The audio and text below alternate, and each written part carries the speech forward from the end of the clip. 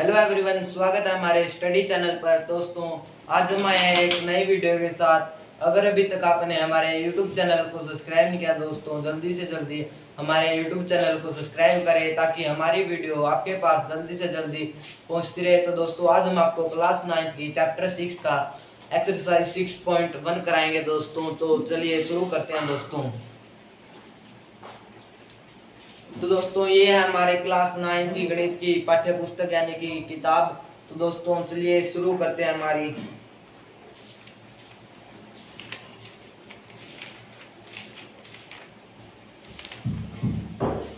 तो दोस्तों, ये है हमारा क्लास 9 का 6 यानी कि चैप्टर 6 रेखाएं और कोण। तो दोस्तों, एक्सरसाइज हमारी 6.1।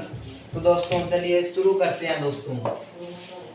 तो दोस्तों, एक्सरसाइज है हमारी 6.1 और क्लास कौन सी है हमारी? क्लास है हमारी 9th और सब्जेक्ट है क्या दोस्तों? हमारा सब्जेक्ट हमारा दोस्तों मैथ दोस्तों। और एक्सरसाइज 6.1 दोस्तों, इसमें दिया गया है कि आकृति 6.13 में रेखाएं ए बी और सी डी बिंदु ओ पर प्रतिच्छेद करती हैं यदि कोण ए ओ सी प्लस कोण B O E is equal 70 degree है और कोण बी ओ डी। तो दोस्तों, ये बन गया हमारा दूसरा क्वेश्चन का चित्र दोस्तों। अब हमें क्या करना है? एक्स वाई और एम एन यानी कि एक्स और वाई एम एन बिंदु ओ पर प्रतिच्छेद करती हैं यदि पी ओ वाई यानी कि कोण पी ओ वाई क्या है दोस्तों? हमारे पास 90 डिग्री का है और ए अनुपात बी इज इक्वल हमारे पास 2:3 यानी कि ए और बी का मान क्या है हमारे पास? 2:3 दोस्तों। अब हमें क्या करना है यानी कि सी ज्ञात करना है दोस्तों। सी ज्ञात करने के लिए हमें करना क्या है कि सबसे पहले ए और बी का मान रख लेते हैं हम। ए आ गया हमारा 2x, सॉरी दोस्तों, यहाँ पर x दिया हमें यहाँ पर, इसलिए हम इसका मान रख लेते हैं n और 3 आ गया। b आ गया हमारे पास 3n। अब हमें ज्ञात क्या करना है? सबसे पहले हम इसका वो निकाल लेते हैं दोस्तों, इसका संपूर्ण कोण b है हमारे पास 3n दोस्तों। अब हमें ज्ञात क्या करना है दोस्तों?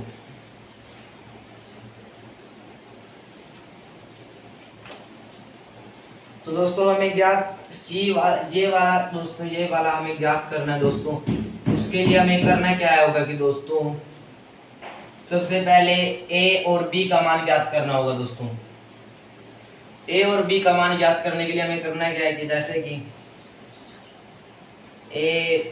दोस्तों कोण एक्स ओ एम प्लस कोण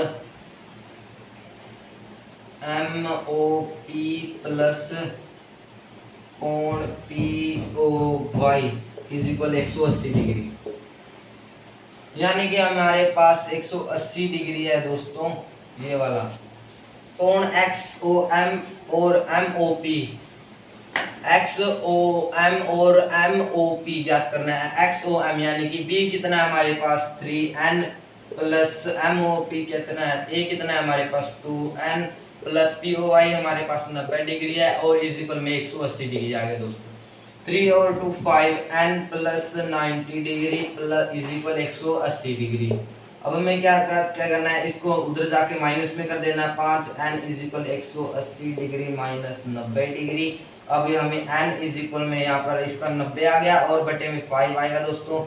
अब इसको काट देते हैं। इसको काटने पर हमारे पास 18 डिग्री आ गया यानी कि n जो है वो हमारा 18 डिग्री है दोस्तों। अब हमें ज्ञात क्या करना है? हमें ज्ञात c करना है दोस्तों।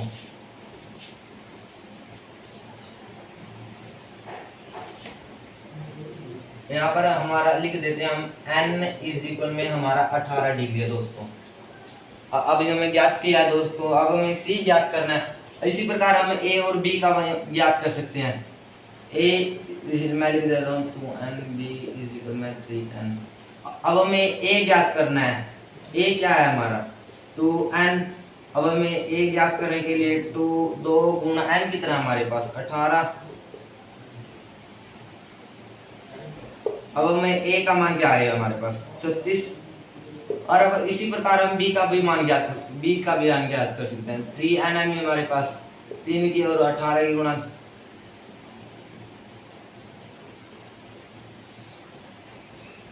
3 8 तो 18 की 3 से गुणा करने पर हमारे पास कितना है दोस्तों 54।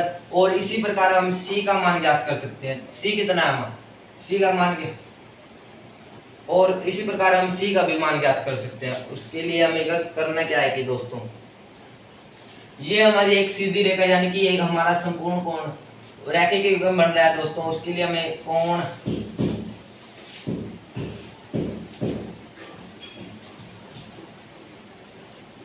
यहाँ पर हम लिख देते हैं ए का मान कितना है हमारे पास 36 और बी का हमारे पास 54 डिग्री।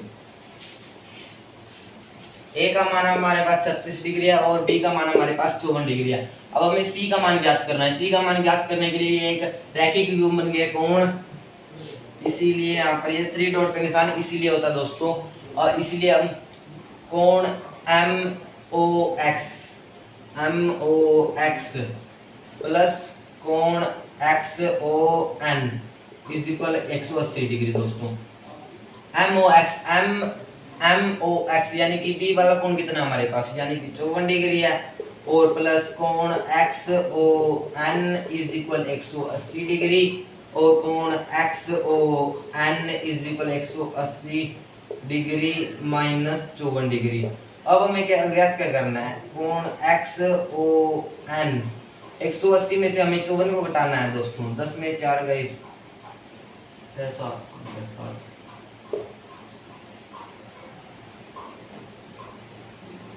180 में से हमें कितना को घटाना है 54 को। 10 में 6 गए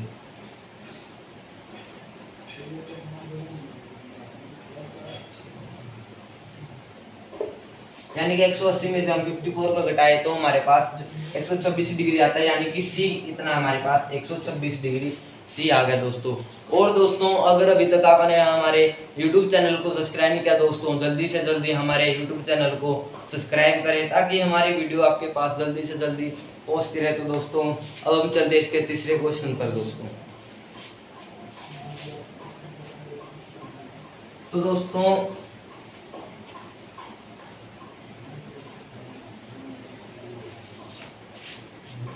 अगर आपको किसी भी प्रकार का डाउट हो तो आप कमेंट में जरूर बता दें ताकि मैं अगली वीडियो उसी डाउट के ऊपर बनाऊं दोस्तों। अब हम चलते हैं थर्ड क्वेश्चन पर दोस्तों। बड़ा ही इजी क्वेश्चन है दोस्तों, आपको समझ भी बहुत जल्दी आएगा।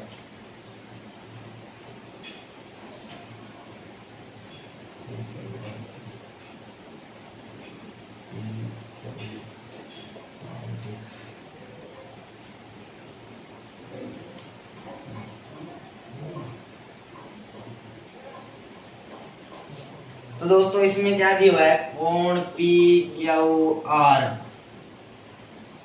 कोण PRQ,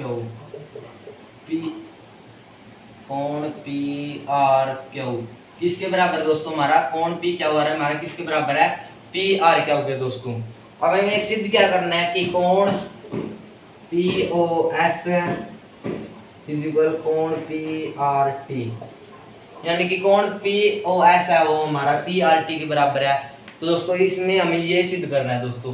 तो सिद्ध करने के लिए हमें करना क्या है कि दोस्तों हम इसको ही मान लेते हैं कोण PQR इज इक्वल कोण PRQ, इसको हम समीकरण 1 मान लेते हैं। अब हमें क्या करना है, कोण PQ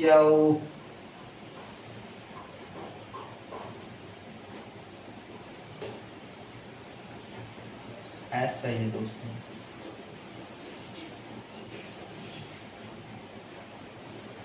QRTP ये हमारा दोस्तों P है दोस्तों ये हमारा S था, मैंने यहाँ पर P लिख दिया। तो दोस्तों कोण PQS प्लस कोण PQR किसके बराबर है, 180 डिग्री। यानी कि ये वाला कोण हमारा पूरा 180 डिग्री का बन गया कोण PQS कोण PQR। तो दोस्तों ये हो गया हमारा दूसरी समीकरण, इसको हम दूसरी समीकरण मान लेते हैं दोस्तों। दूसरी समीकरण मान ली।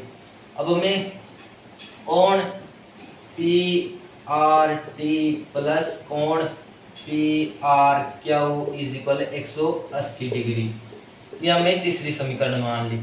अब हम समीकरण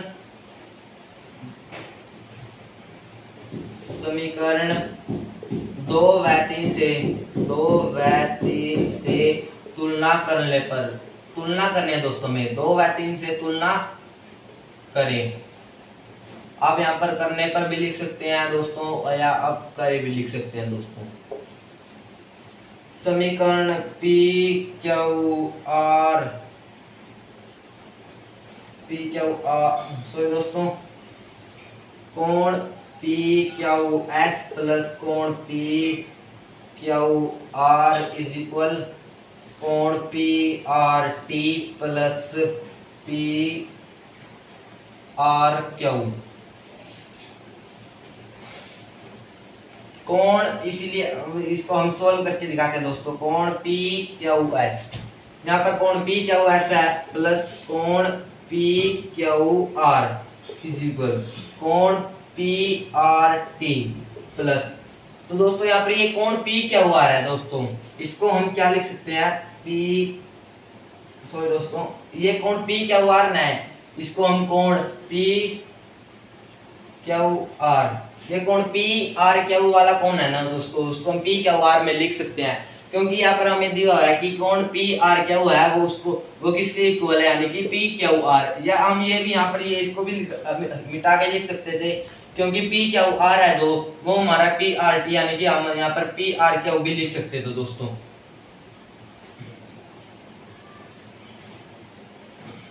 अब हमारे पास पी क्यू आर से हमारा ये वाला पी क्यू आर कट गया। अब दिया हमें पी क्यू एस से किसके बराबर है दोस्तों, कोण पी आर टी। हमें यही सिद्ध करना था कि कोण पी क्यू एस किसके बराबर है, पी आर टी। हमने ये सिद्ध कर दिया। और दोस्तों हमारा पार्ट 1 यहीं पर समाप्त होता है दोस्तों। और अगर अभी तक आपने हमारे YouTube चैनल को सब्सक्राइब नहीं किया दोस्तों, जल्दी से जल्दी हमारे YouTube चैनल को सब्सक्राइब करें, ताकि हमारी वीडियो आपके पास जल्दी से जल्दी पहुंचती रहे। और पार्ट 2 के लिए हमारे चैनल को सब्सक्राइब व लाइक करना ना भूलें।